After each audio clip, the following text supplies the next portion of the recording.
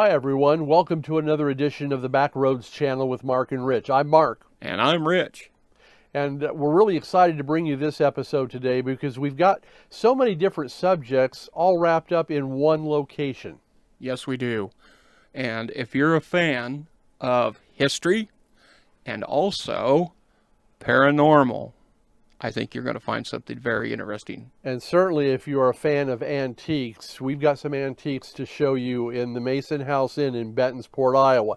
That's our subject of this edition of the Backroads Channel. We're excited to bring it to you. We walked in here and you talk about a step back in time. Okay, a step back in time, that phrase doesn't even really do this justice in my opinion. No, it doesn't. As a matter of fact, there are pieces in this place that are so exclusive and handmade to that period. We're talking 1800s that you couldn't replicate again.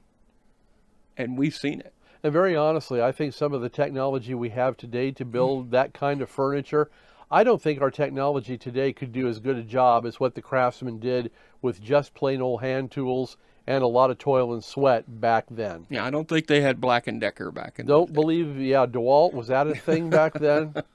I don't know. But, yeah, these are just some exquisite pieces. You're going to see quilts hanging in the building here. And there are stories behind that also. Yes, and the quilts date back into the 1800s, and the painstaking amount of time they spent making them. Well, there's one particular quilt, I'll give you just a quick snippet. It's hanging upstairs, and it has to do with the Underground Railroad back in the Civil War days. Yes, that was very interesting. Very much so, and the owners, we'll meet them in just a minute. They'll tell you all about that. Yes, and as we look here at the furniture, we're talking 1900s, early 1900s. And yes, that is an old pump organ over there. That can still be played. It does work. Yeah, see, the stuff in here is not reproduction. It's all older stuff that is actually the stuff that they actually had. As a matter of fact, the thing you like the most, you actually played it here. I did get to, and we'll see that in just a second here as we swing around and see some of the amazing pieces of furniture here. The old pump organ, as we mentioned, does play and sounds very good, as a matter of fact. And then also they have a piano. They do. And it was a gift to Mary Mason. It was, and it dates back to 1889. There it is right there. Yes. I got a chance to play that. You'll see that toward the end of the video. Beautiful sounding piano. Needs tuned. I will say that right up front. You sure you weren't out of tune too? Well, I could have been. Okay. I blame it on the tuning. Okay. But as you look at this. The old antique heater. Look at this over here. All the signs that are on there tells you about it. The old kerosene lamp hanging up there. They have converted a couple of those to electricity, but not some of these that we're seeing here in the hall. Now, I want you to pay attention to something on the fireplace. Up there above the fireplace in the glass, the shackles. The shackles. There's a story to that. Indeed, there is. And you will find out about that.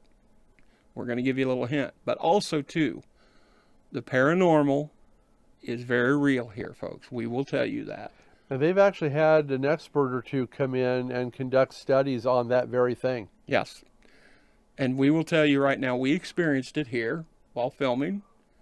And we will tell you right now, there is 2 times in this video that it's there. We believe it is. Yes. And one was upstairs and one was downstairs. That's and we'll correct. let you see if you can figure it out. But as we get ready to head in, we're going to meet the owners, Chris and Fifi. And they're very delightful to talk to. And I think they have a wonderful story to tell you about how this came about and how they became owners, right? They do. And you see some of the people that actually lived back then. They're on the wall. And this also went through the flood of 1903, not just 1993, but 1903. And pretty much the whole ground floor was underwater. Yes. So, you have some of the stories. And I think we need to let the owners tell more of it. Yeah, we've given you just a little bit to whet your appetite, so we'll let the owners take it from here. Right here on the Backroads Channel. So let's meet them. 5 hours later. Yeah, how did you guys Yeah. come to be the new owners of the Mason House? Listen, this is not in our 5-year plan, let me just say that. But we were full-time RVers. I'm originally born and raised, don't hate me, from Lincoln, Nebraska. I'm sorry, I'll always be a Husker. And she was born in Illinois, but raised in Omaha, Nebraska. I could give you Nebraska. Definitely a Husker fan. Yes, I could definitely. give you Nebraska. Well, so me and my mom and my aunt, we wanted to do a girls' weekend, and it was closer to Halloween in 2020 when things were starting to get lifted, more mandates were starting to get taken away, and we're like, we've been cooped up so long, why don't we see what we can do? So we wanted to do a haunted weekend. So, we'd pretty much gone to all the haunted stuff in Nebraska, so we're like, let's see what's in Iowa. Well, I looked up haunted hotels in Iowa, and this was like, it's so crazy. This was like one of the first ones that came up, and I tried to look for it again later, and it was like 25,000 pages down. So it just came up, and I called. I was like, hey, do you have a room for tomorrow for 3 people? Absolutely. They did, and I met Joy and Chuck, and I absolutely know that I have met Joy in a past life. And she's like, I absolutely have the same feeling. So we're very close to each other, and we always have been since that first day. Well, we stayed, and I went back home, and I told my wife, I was like, you have to come. You're going to love it. It's amazing. And so then I brought her, like, probably a month later or so. And then, we have a lot of anniversaries, because why not celebrate the first time we looked at each other in the eyes or held hands, or not really, but we have like 4 anniversaries a year. And so we'd always come up here because this was just always kind of like our safe space. And then they were going to take it to auction, and if that were to happen, then everything would have been pieced out, and it would have absolutely broken our hearts. Well, that'd have been a disaster. Right. So, and a funny thing is that we were here a year before, and we knew that they were talking about selling. It was actually on the market for 7 years, and we had met up with another couple girls that were doing their own investigation, and they had the dowsing rods. And just out of nowhere, for some reason, I was like, would you want us to be the new owners of the Mason House? We had no funds for it. We had no plan to move to Iowa. Nothing. To do it. And one of them was wearing a headset that had the white noise, and the other one had the dowsing rods. It went in so fast for yes, and she almost had to take the speaker out of her ear because there were so many people saying, yes, you're the new ones, you're the next ones. And we're like, oh my gosh, that's okay, haha, no freaking way. Well, they were right. A year later, we took ownership. Yep. So she and her mom and her aunt actually came again Last September? September of 2023. Mm-hmm. And yep. Anyway, so they came again, and then she came home, and she's like, okay, they're selling, we gotta go right now, like, we gotta go. So, kicking and screaming, because I had other plans already for that weekend, we came, and we were just talking to Chuck and Joy, and however it had worked out, we had tossed a number, they had agreed to it, and their big thing was that they wanted somebody here who would keep the integrity of the house and keep the purpose of the house. So the house has always been a boarding house of sorts. It has always been some kind of a boarding or a hotel or something of that, and they needed somebody who was going to continue that tradition and somebody who's going to take care of the antiques in this house. So that was, I mean, if we were going to be here, that was what we were going to do. Like, Yep. I've got to ask you this too, because you all saw my reaction looking at some of the furnishings and Yep. everything here in the house. Was your reaction similar to mine when you first walked in here and Yes. you're seeing all this? It's Yes. beautiful, yes. I honestly, in antiques, I don't know anything about. So, but just the ambiance and the smells and just the warmth that comes from here is really what took me for a ride. Yeah. and something that was interesting that happened the last weekend that we came here as visitors. Mm-hmm. We had pulled up, and I had always felt that every time we pulled up here, it was like, it feels like you're pulling into grandma's house. Like, just that feeling of this is family, this is grandma, like, this is just so comfortable. And when we were talking to Chuck and Joy that weekend, Chuck had actually made mention that when he first came here, that was the feeling that he got. that it felt like coming to Grandma's house. And he had no idea that she had literally just Yeah. said that. Yep. Yep. So that we had to have that whole conversation, but it's really cool. And then we do hear that a lot. Like somebody just last weekend was sitting there at the table. like Goes, Grandma's I house. pulled up here. I just feel like I'm at Grandma's. And that's the spirits making you feel that way. That's how they make you feel comfortable. Well, I know who it was. It was last Friday night. I was having a conversation with a high school girl down in Memphis Uh-huh. at the radio station. We had football going on, and Yeah. she was working down there, and I was too. And she made the comment that she just feels like she was born a generation or two too late. Yep. And I get it, because I feel that way too. I'm walking in to the Mason house here, looking at all the furniture, the quilts, the kerosene lamps, just everything. Yeah, I would have been at home in this time period. Absolutely. I really, really would have. It's just phenomenal. And there are people, sadly, that come in, oh, okay, it's a wooden hutch, big deal. Right. Look at them and Look at the craftsmanship. the craftsmanship. Who were the people that built this? Who were the people that used it? Yeah. You know that there Where'd was they come somebody. from? What's their story? You'd Exactly. love to know. Exactly. You know that there was somebody who was literally sitting there with a chisel and a hammer and Yeah. just working away at all these pieces. And they're it took beautiful. the blood, sweat, and tears. And I mean, that is craftsmanship you don't see anymore. And it is preserved here. So I think that it is so important to continue that preservation Right. because the future generations, they aren't going to experience this. They aren't going to have this unless they decide to go back in time, put their computers away from, you know, how they do their woodworking, and they use their own blood, sweat, and tears into these things. They And aren't going to see the ornate Yeah. And they won't have the same feeling beauty about it. Yeah. So I think it's just really important to maintain as much of the history as we can in this house. As crazy as it sounds, I like to sit down like this couch you're sitting on, and they probably called it something else way back in the Probably, day. yes. I like to sit down and have a conversation with it. Right, right. Who have See, you seen? see the world Who's- that this is seen. Yeah. This actually was a woman's only parlor back in the day, and room one was transformed from the men's only tavern to a bedroom. And the spirits in that room don't like women staying in there. So there was a people doing a ghost hunt, and they did the Estes method, where one person would have the white noise going over, and they would tell what they were saying, but their eyes would be closed too. So we're hearing it, and we're experiencing it at the same time. And bitch kept coming over. Bitch, get out, get out, get out.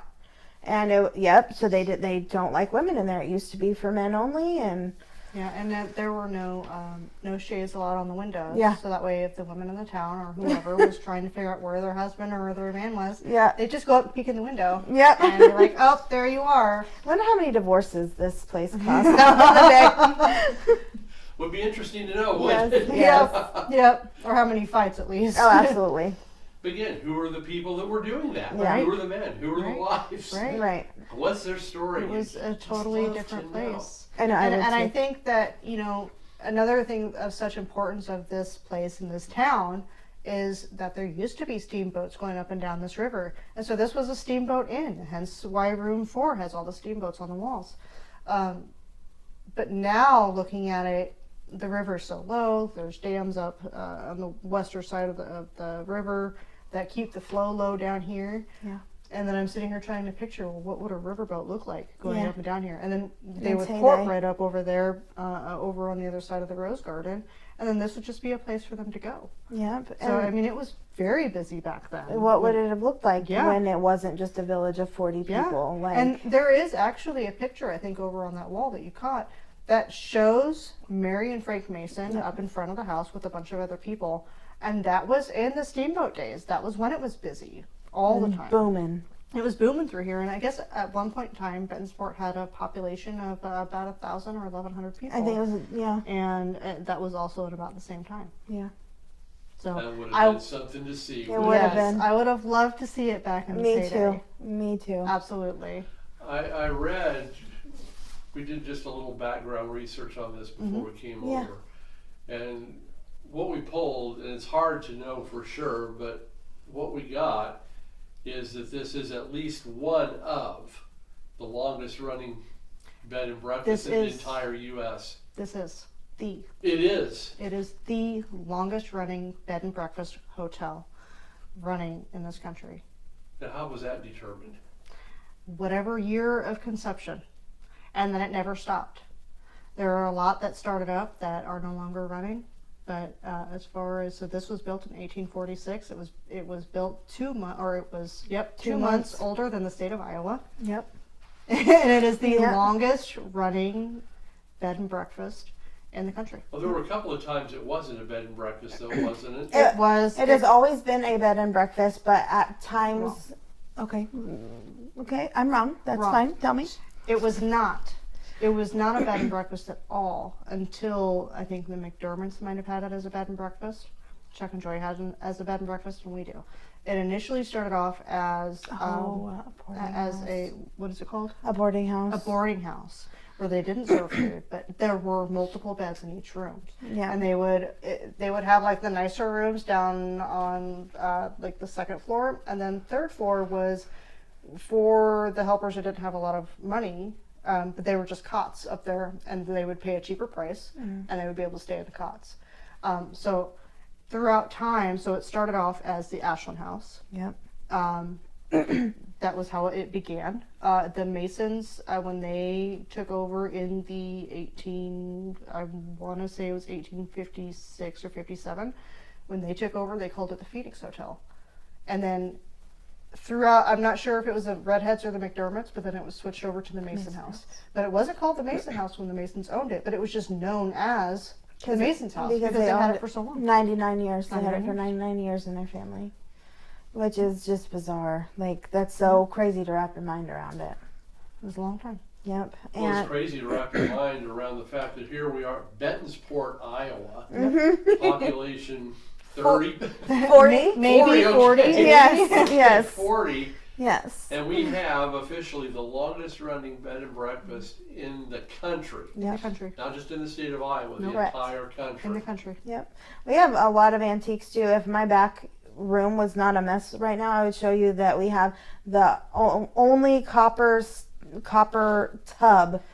What is it called? I don't remember. It's one that. It's a fold down copper tub, and it's the last one in the state of Iowa. Yeah.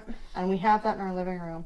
But so we had the only indoor well in Yep. Bentonsport, and that, although there are still doors, it is no longer in use. So we had the only indoor well. So they would take water from the indoor well, heat it up on the stove, fill it up in the bathtub. And of course it would be the men, the women, the babies, or the children, and then the babies. Well, the babies were always the last ones. So when that saying was, Don't throw the baby out with the don't throw the baby out bathwater. with bathwater, was actually with those types of tubs. Because Yes. when you're done with it, there's no plumbing hooked up. They just lift the tub up, dump the water out, it goes through the floorboards. Yeah, and we have one of those in our. Goes through the floorboard? Just Yep. goes right through the floorboards underneath. Yep. Yep. It was a very different time back then. Yeah. Yeah. And how those, I do not know the condition of those floorboards. It seems to be okay. But, yeah, Yeah. that was actually how it was done. Yep. So we have that in our space, which I'm not a fan of having that. It's in a cabinet. It just folds takes up space. So Yeah. we're trying to figure out another way to Where to integrate put it, yeah. and how to do it. But we haven't quite figured that out yet. But it is the only one left in Iowa. And we have it. Which is pretty cool. And also another cool fact about back there, our bedroom was the old horse stables. So when Yes. people would come and stay, they could. They would have a place for the horses. Yep, And then they and- would have a room. Then now I sleep in that room. Yeah, it doesn't. It's not. It's no longer a horse use. But Is there anything in that room, though, that would No. be in, so it's all gone? It Yeah. was all so in. I don't want to say it was 93, but it might have been. It might have actually been because there was no electricity, there was no plumbing, there was no water in the there was house. one except strip for- of electricity. Except for that ran one through strand here. of electricity that went from the front of the house here to all the way to the back. Mm-hmm. But that might have been when they converted Yeah, it that might have been. horse stables. But yeah, it was completely gutted out on the inside because I Yeah. don't know what you would do with those things. But I am also not a anyway. So then it was all converted. There's a bathroom and a bedroom back there, and multiple large closets, which is nice because she has her side of the I closets. have quite and a then on few the other clothes. side of the room, I have mine, so I know when she's going in to sneak in my clothes. Listen, for better or worse, ma'am. But yeah, Everybody in a relationship has had that issue at some point in time. you know, they're on Absolutely. opposite sides of the room, and she still goes into mine and steals all mine. I I know. used to call my wife Imelda Marcos because of the number of shoes that she had. It was unbelievable. That's fair. Like 50, 60 pair. Not that many, but she does. We one. could have opened our own shoe store. I know. Listen, Imagine the money you could make off. Oh, no Mine's kidding. Well, more- imagine the money that got spent. there you That's go. what, that was what was a little hard to swallow. Oh, I'm sure. Yeah, she's kind of a closed. Aficionado, if you will. Yeah. You can't tell by the sweatshirt and sweatpants I'm Well, wearing. look, there are either. worse things you could be, so that's I guess. that's all right. Yes, it's better than. One other thing I wanted to ask, we talked a lot about this being a stop on the Underground Yes. Railroad. Yes. Yes. You have a pair of shackles in there Mhm. Yes. that were original. Yes. You also mentioned something about a cave-in. Kind of tie that together, if Yeah. you would. Yes. So the shackles that are up on the Fireplace. they were actually found in a crawl space here on the property, underneath the house. How that where exactly it was under the house, I'm not 100% sure. But as I was discussing earlier, there was a tunnel that ran through the backyard, and it went from behind the caboose over to where the old barn was. At one point in time, there were, I've heard, 5 slaves I've heard 7. down in going through the tunnel, and the tunnel collapsed. 2 of them got out, 3 did not. And that there are, supposedly the story is that there are still bones from the 3 slaves that were down there. At one point, Chuck was trying to find evidence of an actual tunnel, and he went outside and he used a rod down into the ground just to kind of see what he would get. He did find a point out there in the middle of nothing where there wouldn't be anything. He did find square head nails and large square head nails and wood beams in the Yep. ground.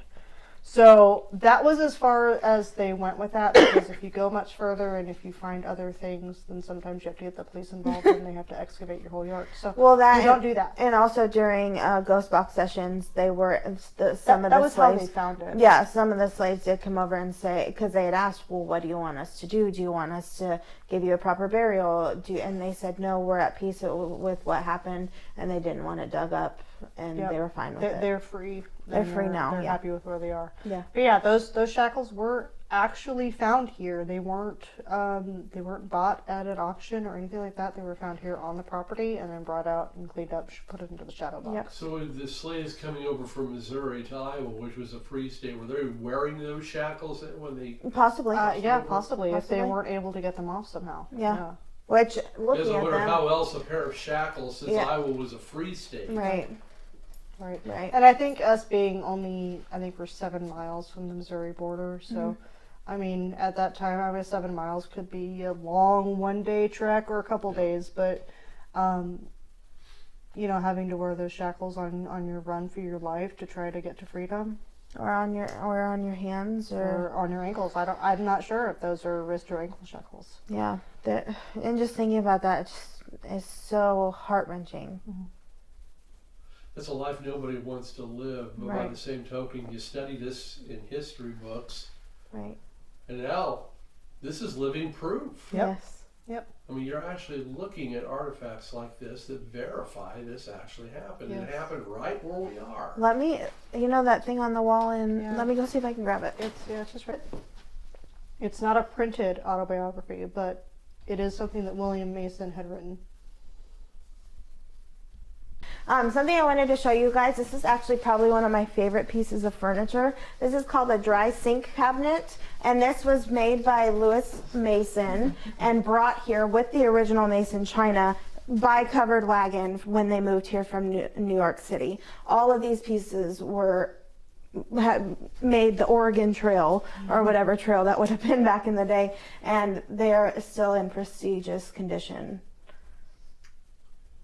And this was also made by Louis Mason over here. The Baker's Cabinet. Yep. And those are things it looks like Betty Printy just pulled off of her Yeah. pottery wheel. Yep. Yep. And then we have another thing by Louis Mason. This was his cabinet too when he was here. This was William Mason's. Yep. secretary. Yes, cabinet. And then we also have, it's covered by Halloween decorations, but this was also another original piece to the house.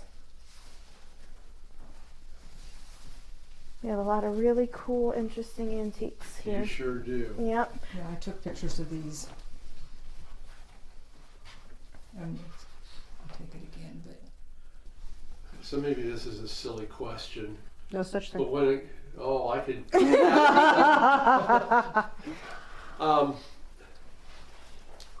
Because I am not at all up on paranormal. I've been in places where, well, Pam and then Rich out there, go over there, he please. would tell you the same thing. He's been in buildings, one, our old radio station building down in Memphis, that he and another guy have claimed they've actually seen the ghost of one of the old teachers that used to work there. Yeah. And I was in that building tons of times, well past midnight, 2 a.m., all by myself, and I've seen or heard nothing. And So the same is true in basically every place else I've been. So do they know Yes. who's sensitive to them and who isn't? absolutely. Yes, and there's a couple things that they kind of base off of. One, your energy. Do they like your energy? Are you providing them with energy? That's one thing that they can feed off of. How Number do you two, provide them with energy? Well, let me tell you, I am a very extroverted person. I'm also a sensitive. I am exhausted almost every single day that I am in this house. They completely drain my energy. Literally, they just take your energy from you and they Suck for it them. like a juice box, Yeah, kind of. kind of a juice box. Yeah. Okay. Yeah, yeah, and you can ask them like, hey, slow down a little bit, leave me be for a while, you know, and And they will. they usually do respect that. So yeah, one thing is your energy, and number two, they aren't going to do, especially here, I cannot speak for everywhere else, but here, they're not going to do anything that you're not ready for. So if you are somebody who is 100% skeptic, you don't want anything to do with it, you refuse, you don't want to see it, you don't want to hear it, nothing, they're not going to do anything with you. But somebody sitting right next to you, they can do something for them that you don't see. How do they know that you're that kind of person, though? They have ways that we don't. Yep. Also, they have the most amazing senses. They have more than 6 senses. They're in a different dimension. They can go from dimension to dimension. But they have a way of, it's so bizarre. So they have a way of knowing things about you that you might not even speak out loud. Like me and my wife, we had a psychic here that did this huge retreat one weekend. And me and her both had an experience at the same time, but it was a different experience for each of us because my wife can't hear very well. So tell them about your experience at the same time. The experience I had, I was sitting over there by the bay window, and it almost felt like I could hear, it sounded like something was running up to me, but I could feel the vibrations. I couldn't necessarily hear it, but I could feel it throughout my body. You know, when you go into a room that has the bass turned up really high, the closer you get to that, subwoofer, the more you're going to feel it. That's kind of how it was. It just felt like I could feel the vibrations further and came up closer to me. And then it was like a complete energy drain. And it was almost blackout status. Like I felt all this come up to me and then it was like whoosh. Yep. And you get it a couple seconds and I was definitely shook up. But Yeah. that was like their, I think Chuck called it like the initiation. Yeah. It's like, hey, we're acknowledging you. Uh-huh. We're noticing that you are the new people that are going to be taking over. You guys are going to be here. We're going to be spending a lot of time together. And so they're finding ways to interact with me. So for me, it was more feel and vibrations, whereas for her, it's a little bit different. Yeah, for me, I can hear, and so they do say things into my ears sometimes. But the other thing is that I'm a really big empath, so my intuition is on point since we moved here. I wouldn't listen to it at first, but ever since we had the ghost box session with the old owners, and they kind of took me in as the new head honcho. We were having a ghost box session, and Chuck was trying to get answers, like, hey, when was so up at the Stonehouse they have a picture of Mary Mason and her husband that were taken up there. And he's like, well, okay, Mary, please come over. Tell me what years those were taken. Painted, yes. I need to know. I need to know this for history. And he was like throwing out dates and nothing. It was radio silence. And then something came into my brain and I just said, was it 1862? And all of a sudden, all these different voices came over the box. Yes, she's right. That's correct. Yes, yes, yes, yes. And it just kept getting louder. So any question I asked, it was answered, but they wouldn't talk to anybody else. There was a room full of people. Yeah, there were probably 10, 15 people in that room. And they wouldn't say anything but to me. And did they hear everything that was going on though? Everybody else could hear, yes. Could hear, okay. So something really cool that also happened. My dad came over, and then also we think that my friend who committed suicide when I was 14, which is my best friend, came over because I had asked. I thought I was talking to my dad, and I was like, Dad, what do you call me? What do you call me? And he wouldn't say Mija, but my mom and another lady across the room heard Fifi. I have that tattooed on my back because Haley gave me that nickname when we were in middle school, and I thought I was the only one that heard it, but I wasn't. So another incident is for my intuition. You want to tell about the bathroom upstairs? Room 6, the shower, all the showers have glass doors, what have you. And one of the edges of the showers keep getting loose in room 6. And I was like, okay, well, it kind of comes out a little bit, like 3 or 4 inches. And then there's like where the shower's at, and then the wall, the door's right here. So I was like, well, maybe if I just take this panel off, this 3 or 4 inch piece of wood off of the side, I can just gain access to the back end of these screws and maybe put something in, some kind of blocking to back it up. I was talking to her about it, and she goes, no, you can't do that. And I went, watch me. She had asked me, she was like, why would you say that? I don't know anything about anything that has to do with anything with power tools. And she's like, well, why do you say that? I was like, I don't know, something. You're just telling me you're not going to. She's like, watch me.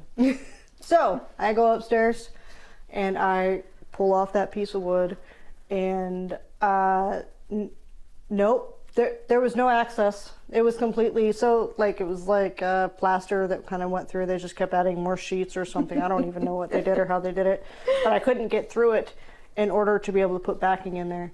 So I had to come down with my tail tucked and be like, yeah. You were right. And I was like, I know I was. Yep. So I had to piece it all back together and fix it another way. So, yep. And it's been good ever since. So, you obviously have no fear or trepidation of any of them in here. Is No. it just something it's a fact of life and you just don't even think about it much? We coexist with them. This was their house before it was ever our house. We're respectful to them. They're respectful to us, and we just cohabitate. Yeah, and there's nothing negative here. No. There's, with her being sensitive and with her child being here, we wouldn't be here if there was anything negative in this house, any kind of negative energies whatsoever. So that was one thing that was kind of important to us because we moved here knowing what was here. We weren't blindsided by it by any means.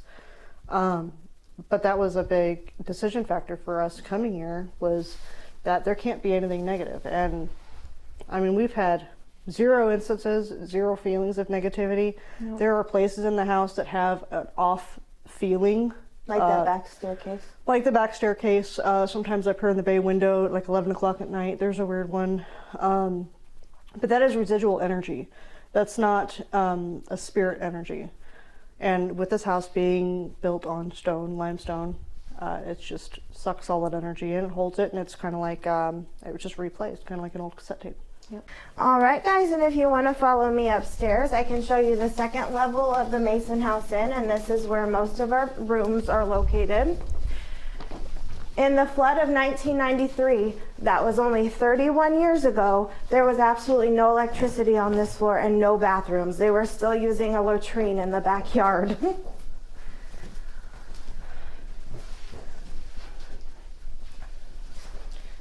In this suite, this is the Mason suite. We have guests in there right now, so I can't show it to you, but it has the original Mason house furniture. This was where they slept, so I'll get you pictures of that as well. Some of these pictures are from some of our guests that can see the spirits that wander these halls. This is Harold. He was a Civil War soldier. And this is Marky. He was also a Civil War soldier. One was a rebel and one was a Confederate. So they've been seen in the halls here. Amanda is a 14-and-a-half-year-old spirit. You have to get the half in or she gets upset. Who's been seen frequently, and Katie is just one of the many children's ghosts that have been seen wandering around these halls. Who have seen them? So I have seen Curtis. He's Civil War era, and he wears one of those peasant tops, the cream-colored ones, and the shorter pants that are probably made out of buckskin. And I've seen him downstairs. But Chuck and Joy, the old owners, Joy can see and communicate with them. So she told us that the more comfortable they get with us, then the more things they'll do. We have had a weather radio situation the first week we moved in November of 2023 last year. We would fall asleep, and as soon as we would fall asleep every day for the first week, the weather radio would kick on, and there was no weather reports of any kind that needed it to be an emergency thing. So I got irritated, and that came unplugged right away. But there's that we can count. There's 26 deaths that have happened on the property. That doesn't count the slaves that were lost in the underground tunnel that collapsed with them in it. So we have that part of history along with all the other history that goes around with this house. It was also a tuberculosis unit for a little while, and it was also a steamboat hotel / doctor's hospital. So we had a doctor, and some of his equipment is still in this room, that would bring his patients that he didn't think were going to make it a long journey. AKA Amanda was one of them. She was a 14-and-a-half-year-old girl who actually passed away here. She had fallen off of front stoop, and she had gotten a cerebral hematoma, and she just bled out till she passed away here 2 weeks later. So that's some of our friendly spirits. We've also heard Mary Mason Clark, who is the original Mason, who married Frederick Clark, I believe was his name. Don't quote me on that one. But they are still caught sometimes bickering in certain rooms. And we've been told by psychics and mediums that if you can hear them but you don't know exactly what they're saying, then what they're saying is not for you to hear. My wife was here had just left one day, and we had a neighbor coming over, and she's like, "Oh, I heard you and Fee arguing, so I didn't come in." She's like, "Nobody was here." So it was Mary and her husband, and apparently they are in death as they were in life. So they didn't agree upon a lot of things, but she was a pretty bad butt lady around here. So what time of day or night are these spirits typically seen, or does it matter? It doesn't matter. Some people that are really sensitive, I'm sensitive, but I am not sensitive to the point where I see them all the time. If they want to appear to me, they can, and then that's when I see them. There are some people that can walk in here and be like, "Oh my gosh, there's a little girl upstairs standing on the staircase," when they walk in.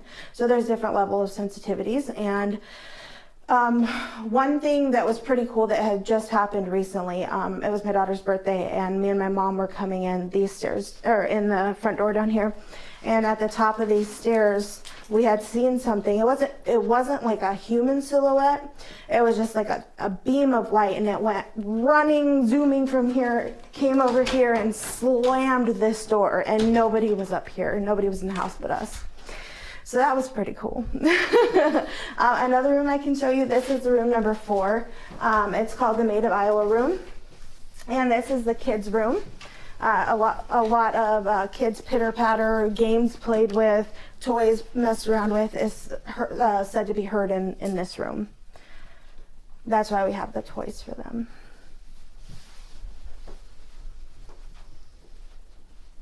I love the dresser. Isn't it beautiful?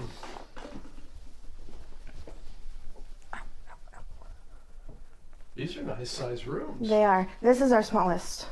Oh man. Yeah. Okay. And like I said, in 1993, when that flood happened, there was no bathrooms up here. So the redheads had gotten the FEMA money and put electricity up here, and then they also put bathrooms for every room. This one is the only one that doesn't have a bathroom in the room. The bathroom is right next door. Mm-hmm. That's the way it used to be anyway. Yeah. And they Oh, you fixed it so they can come in here and thought, sit. yeah, I know. So they came in here and they thought that they had seen somebody go into room 5 and sit down on the bed. So she was just following her right on in there. And Yeah. she opened up the door to room 5 and there was nobody there. Yep. You gonna make it through this one, Pam? This room is she remade it. It's, babe, for our reference later, it is dirty. Okay. Okay. All of this furniture in here is original to the Masons. So the double XL bed, the big mirror right next to her, and then some of the furniture in there, Lewis Mason built himself. Lewis Mason. I said Frederick Mason. Frederick, who's that? Who's Mary Mason Clark's husband? Frank. Frank. Why'd I call him Frederick? Sorry about that. It's Frank. I knew there was an F. This is just beautiful. Isn't it? Yeah. Wow. I can't wait for you to see the bed in this room and in 7. You're gonna They just. don't make them like that anymore. They sure Right. don't. So yeah, this mirror here was one that was made by Lewis Mason. And then that bed in there. Was the Mason's marital bed. And actually Lewis Mason died in that bed. He did. Not in that mattress though. I'm pretty sure they changed the mattress. But But the bed notwithstanding. Yep. Mary Mason Clark, one of his daughters, she died up on the 3rd floor. And then Mary Mason, there was a lot of Marys in the Mason family. She goes by Fanny. She died in front of the fireplace downstairs. Mm-hmm. He's just in awe. I love it. I don't think I've ever seen anything like that dresser Isn't that beautiful? in my entire life. Yep. That's just gorgeous. there's one similar down in room 1. I don't think Lewis made that one, but it's flat, but it has a similar kind of, The marble and. yeah. What would you date some of these pieces at? Approximately. Well, I would say probably late 1800s. 1860s. Yeah. Civil War. Yep. Exactly. Like I said, it was a Civil War hospital. Yeah. The people and their circumstances that these pieces have seen coming through this building. It's unreal. Mm-hmm. I told you, did not want to miss this room. He's gonna love 7 too, Yeah. and 6 probably. They just can't make pieces like They this anymore. they can't and they don't. Even if they could, they don't. Well, with the technology and what we've got today, they could. Oh yeah. That just costs too much time. People don't take their time with things anymore. Well, if somebody was wanting to turn out like a piece like this from scratch, and the man hours that you would have in that thing, I don't even know what that piece would be valued at. Right. So It'll last forever. all of these quilts are some downstairs in the parlor room, and there's these ones up here. These are from Mary Mason Clark. She owned a millinery shop in Des Moines, and she also owned this shop in the 1800s. So if you think back to the 1800s, women did not own businesses. She didn't own just one, she owned 2. And she had to fight for this one. She took her brother to court and she won. Yep. Which is unheard of. Yep. She was kind of a BA woman. Very strong-willed. 1873. Wow. Pretty cool. Really cool. There we go. Thank you for showing us. Yeah. Yes, I wanted to make sure really we got to see it. appreciate We have a bunch of those stupid beetles on the ground. I apologize. They're everywhere.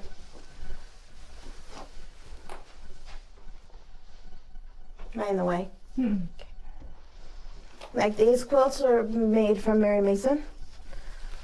This one, I believe, is either Mary Mason or the old owner. She also made quilts. Yep. They look like they could pass for brand new. Mm-hmm. They're beautiful.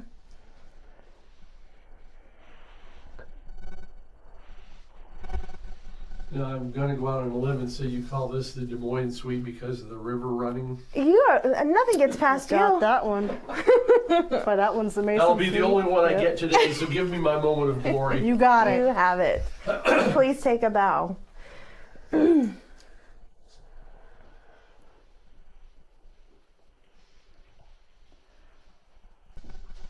love the lamps up there, I do too.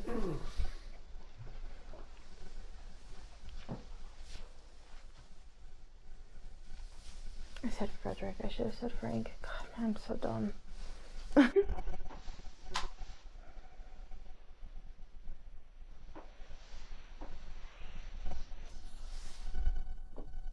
Well, you know, as long as we have buildings like this and antiques like this, you still have your link to the past. Yes. Oh, and it's still walking these halls, let me tell you. So this is one, this was the Underground Railroad one, I believe. Yeah, the Underground Railroad quilt, so they would put this outside to show slaves that were running away that they were a safe house.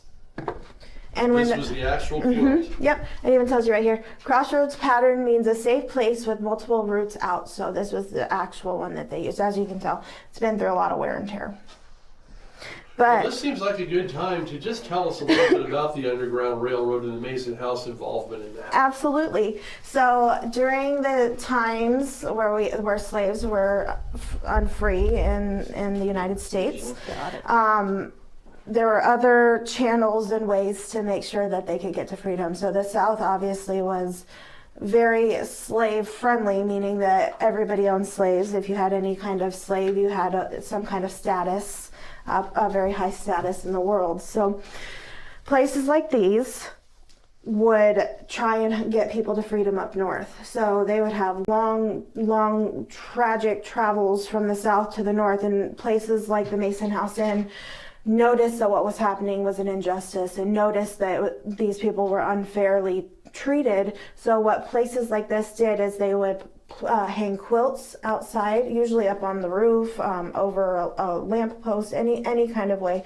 that they could be seen. And the slaves would see this and see that this was a place of safety and that they could stay here until the coast was clear. So what the Mary Mason and her husband, It was Lewis and Mason. Nancy. Oh, sorry, Lewis and Nancy Mason, Mary Mason's parents.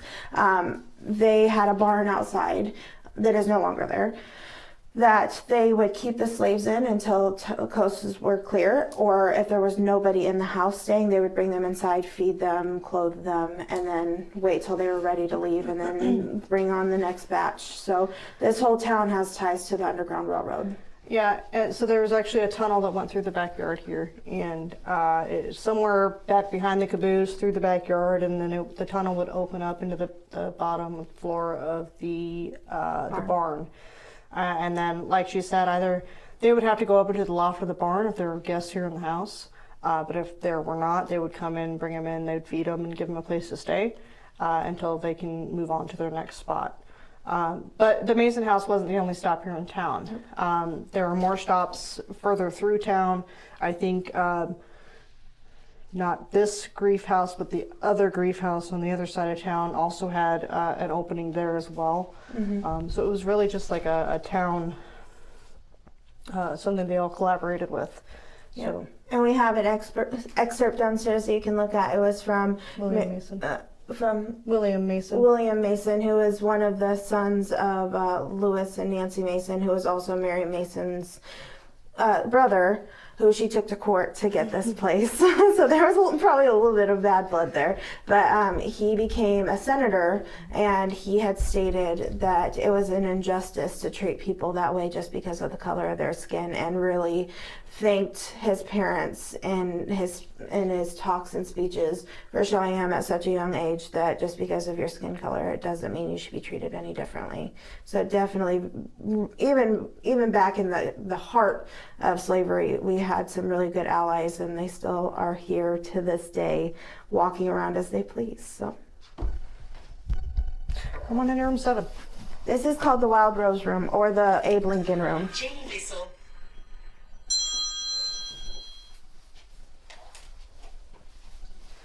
So this is one of the original kerosene lamps. You'll see more of these also downstairs. It has been electrified, so now it is usable in the room itself. I believe this is one of the best attributes of this room, but the most important part of this room is this piece right here. Is this beautiful bed.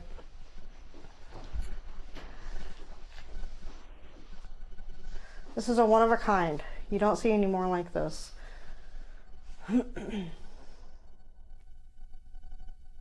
That's got to be, what, about 10 foot tall to the I would say peak? 10 foot tall. Yep. The rumor has it that this is actually a replica of the bed that was in the White House when President Lincoln was president. Mm-hmm. And that's why we have him sitting next to the bed in that picture. And there's even been some inklings possibly that he could have maybe passed by through here at some point during his presidency Yes. when this town was booming. Yep. And that's actually been discussed by owners since the McDermotts were talking about it. Yeah. The Redheads, when they owned it, they discussed it. Yep. So, I mean, him possibly coming through here at that time was definitely plausible. Yeah, definitely. Have there been any famous people that you can name right off the top of your head that you know have come through here? Oh, not that I can Not- think of. Not any names that I could confirm. So, I don't Maybe know. this will change that. Yeah. We have another room down here if you'd like to see it. Wow. Yep. This is the room that we're going to take you to down here is room An 8. old Singer sewing machine. Yes. I think I got There's that sewing one. machines in a lot of their rooms. what? I think I Oh, got there the are. sewing machine, Yes. I don't know. Room 1 has Watch a your sewing step right machine here in real it. quick. Okay. And this is Seven room has 8. one. Room. Ooh. So part of Well, this room 5 doesn't room have one, but sometimes it has gives parts people of a one, little so bit of yeah. an energy that is a little unsettling, and part of it is because of that back staircase down there. There was a maid who was 17 years old, probably in the 1800s, maybe early 1900s, who was taking the laundry outside to wash, and she had slipped and broken her neck and died. So that energy is just a residual feeling back here. We have people that come through that really love this room and people that come through that are like, oh, please put me somewhere else. It's beautiful though.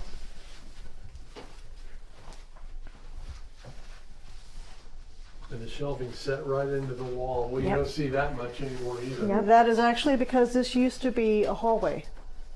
Right here. Oh, it did? Yeah, Yes. before they put in the So bathrooms. when they put in the bathrooms, they completely renovated this upstairs floor. There used to be 10 rooms up here, now there's only 5. They opened up their rooms, they reorganized where the halls were at. So this one here was actually one of the hallways that went through here, went through the other bathroom over by the stairs. And my understanding is there was also a hallway on that side of the house, but I'm not sure quite how it laid out. Okay. I think it went through I think it went through room the 7. bathroom of room Room 7, yeah. And actually Harold is one of our ghosts around here that people see most often. He was the one of the soldiers that passed here, and he has been seen walking through the wall right where the hallway would have been back in the day. And this just goes down to our quarters, but this is where the maid fell and broke her I didn't neck. even see. I can see why. Yeah, yeah. That could be a little treacherous if you're not paying attention. Oh yeah, and I never pay attention where I walk, so I've had some problems on this stuff myself. You wouldn't want to carry a big load going down. Oh, No, absolutely luckily we not. have a laundry room upstairs. Yes. So we don't have to worry about Oh that. boy. Yes, and these are just the inside rooms. We also have outside rooms in the caboose, and I can get you pictures of Sure. those. So You know, actually, a picture of the outside of the caboose might suffice Okay. because this is where the story is, right Absolutely. here. Right. absolutely. Right. This is what we want The everybody history to is see. here. And I don't know exactly when the annex building was put on as far as date wise, but what I do know is that the wood on the outside of the rooms 2 and 3 annex building actually came from the Bonaparte train station. Yep. So the building itself I don't think was hauled over, but the wood that's on the exterior of it is from it. Yep. And then when the Redheads owned it, one building was actually a general store, one of the rooms. Okay. And one of them, I'm not so sure if it was actually a laundry room of sorts, but I do know that they had a candy store and some other stuff. And then they also had an antique building. We still have the building, it still stands, you can see it right through the window, but that they use as an actual antique store. No longer is in service, but We would like to get it back to its former glory at some day. We're actually working on some grants coming up soon to be able to do things like that. Or unless you know Warren Buffett. Warren, we're from Omaha. Yeah, he and I are just like that. Yeah. As soon as Yeah, we're done just, here, just I'll send get them a little text word message and with be him. like, hey, just, Just give him Help half a him out a million little bit. dollars. That'd be fine. I can make it. Just. We can work with Pocket that. change. Warren, look, give them $2 million and then name a room after you. Yes. There you go. Warren Buffett suite. You got it. That would be kind of neat. I love the old coffee bed. Oh, isn't that neat? Yes. Hey, I didn't know there was a trash can in there. Oh yes. There's trash cans everywhere. Blank's Coffee. That's craftsmanship. Yeah. Yeah, now you just lay it down. You let a put the laser do dimensions in it. the computer and watch it go. I mean, although it still can provide a nice end result, but it's not the same love that goes into it. It is not. As much as I love this mirror down here, I hate walking up here at night because I don't know what I'm going to see looking back at me. You know what I mean? That mirror down there, it's beautiful, If but you're on friendly terms with the ghosts, Oh, absolutely. you should be okay. oh, we are. We have a couple pranksters. We do. Harold being So, one of them. He and likes. Yeah, I give them rules. They're not allowed to be behind me in mirrors, and they're not allowed to poke their heads out at me. So Yeah. Okay, I'll turn this light off. This is what I find just so incredible, though. You know, the slaves back then were looking at this very quilt. it's stunning. Who were Thank those you so much. This is another one that this was hand sewn by Mary Mason Clark. I'd love to know. Kind of tie those and the collapse of the tunnel together with the quilt hanging out here. That'd be really neat. Yeah. This is also a hand sewn original from Mary Mason Clark quilt. Hand sewn. So how many hours do you suppose it would have taken her to do that? I don't know. I wonder how many ounces of blood from needle pricks are on here too. So she probably has carpal tunnel and Oh, absolutely. stiff fingers from doing that. It's a big quilt. Yes. Yeah. All the quilts on the beds right now were made by Joy Hansen, the previous owner.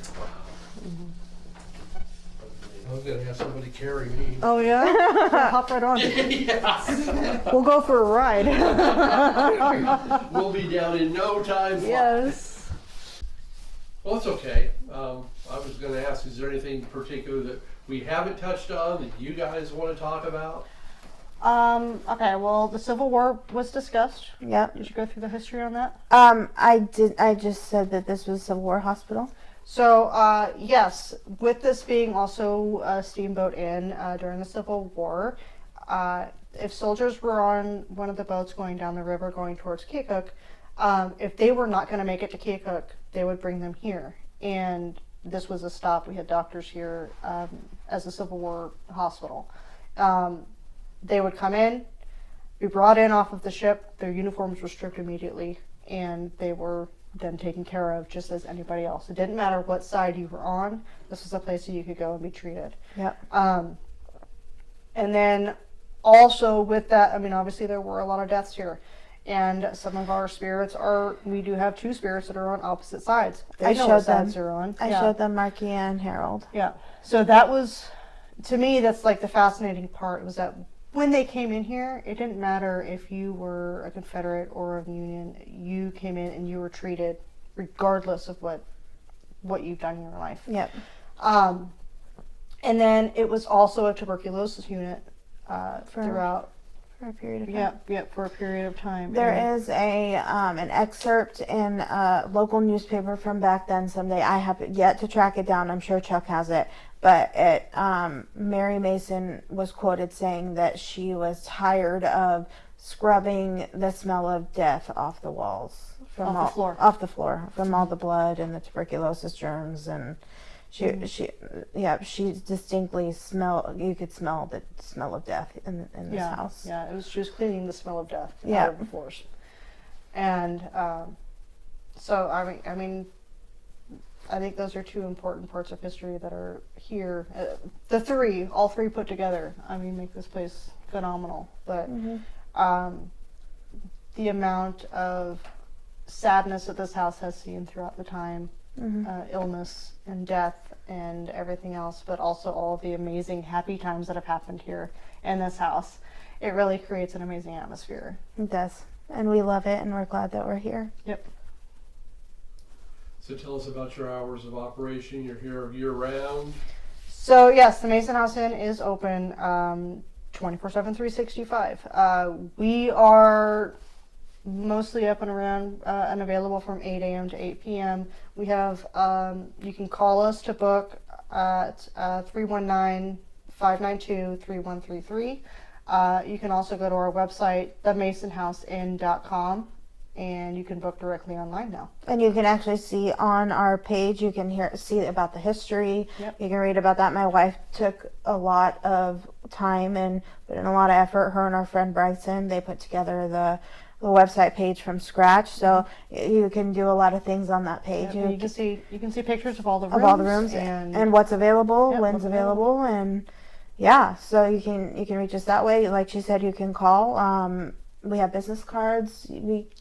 And you can also email us Yep. at stay@themasonhouseinn.com. Yep. And we're pretty fast at getting back to people. So Yeah. Yep.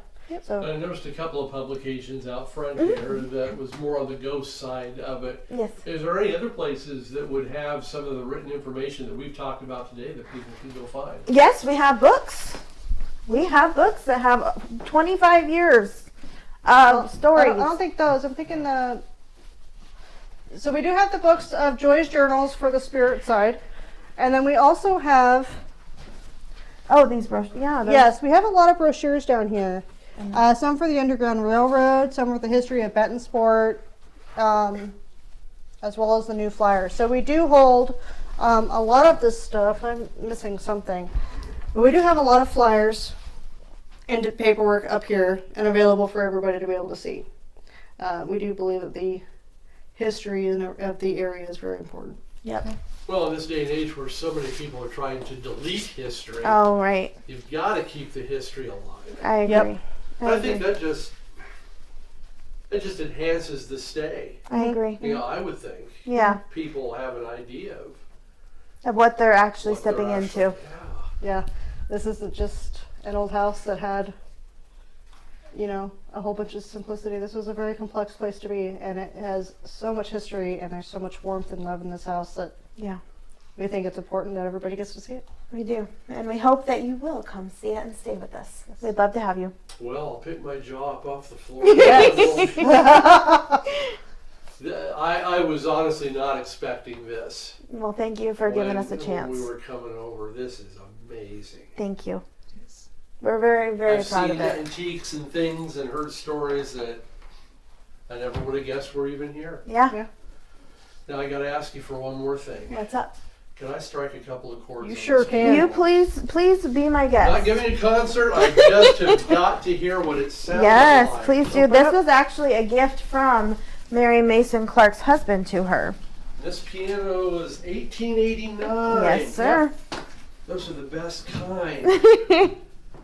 The old uprights. New York.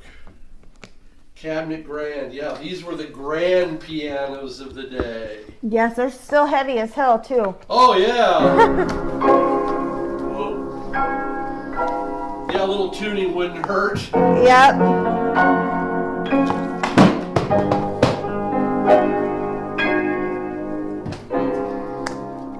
You can get it back on. Oh, there it is. Keys are nice and solid, though. Yes, they are. Although the one thing that's nice about this is people don't know if it's a tuning problem or me hitting wrong notes. So it's all good.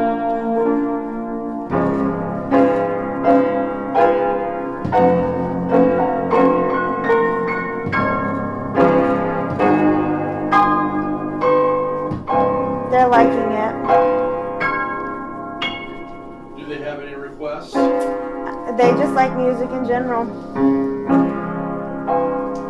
You know, and it's a crazy thing, but some of the best music have come out of wars. Yeah. Oh, absolutely. World War I, World War II, Civil War is my favorite. There were some beautiful pieces written Absolutely.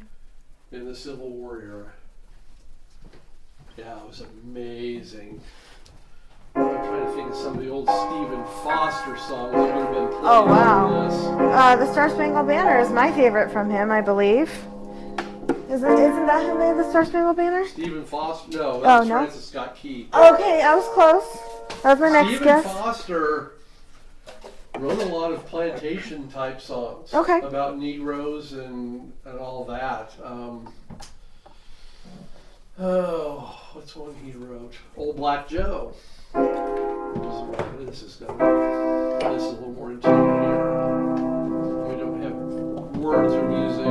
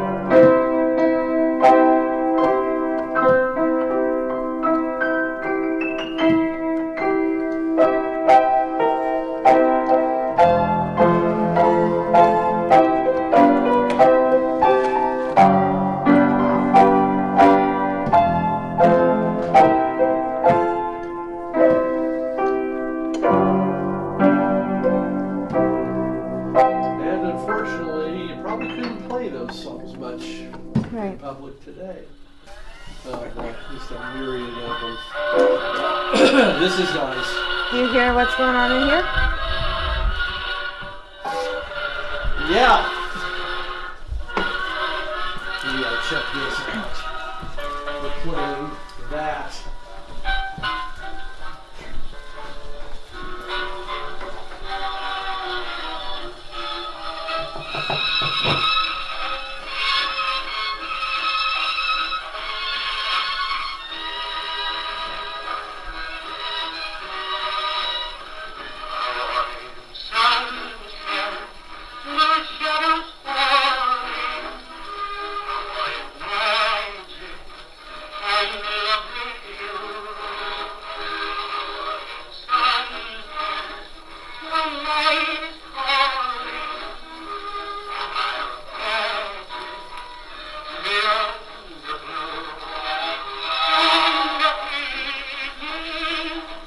Beautiful.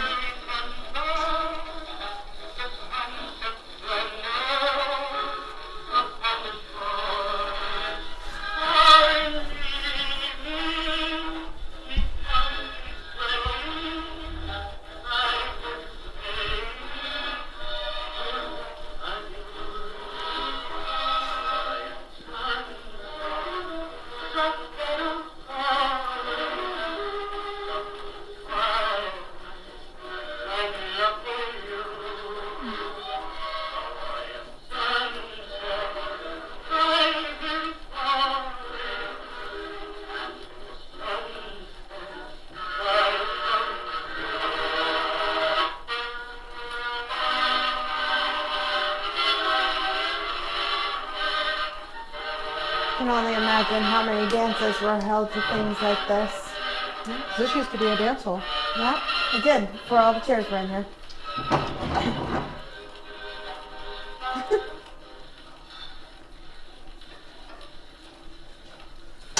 And this was the technology of the day. Yeah, absolutely. The old Victrolas.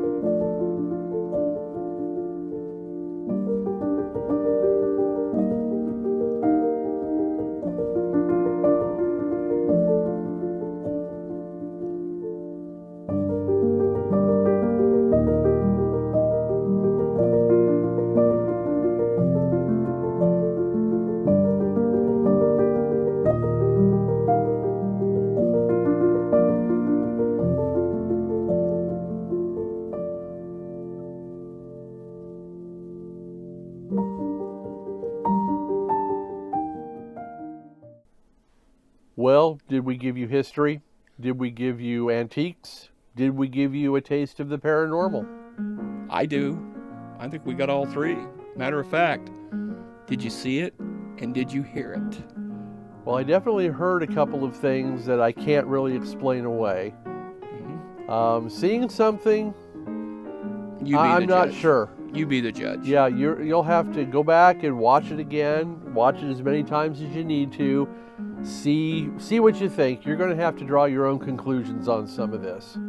But actually, we had a good time. This was a lot of fun. Yes, there was a lot of history here, folks. So if you're into history, you're into antiques, and you're into the paranormal, we've got you covered.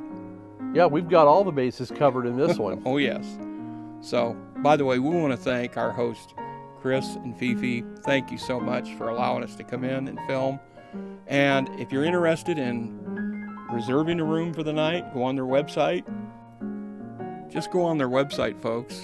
It's the Mason House Inn, and make a reservation. So, You know, there was one thing missing, though, and I was a little bit disappointed, I've got to confess. We had the history, we had the antiques, we had the paranormal, we had some of those marvelous instruments that we heard music out of. I don't think they do barbecue. all right, folks. Well, you take care and join us again here on the Backroads, and don't forget to like and subscribe.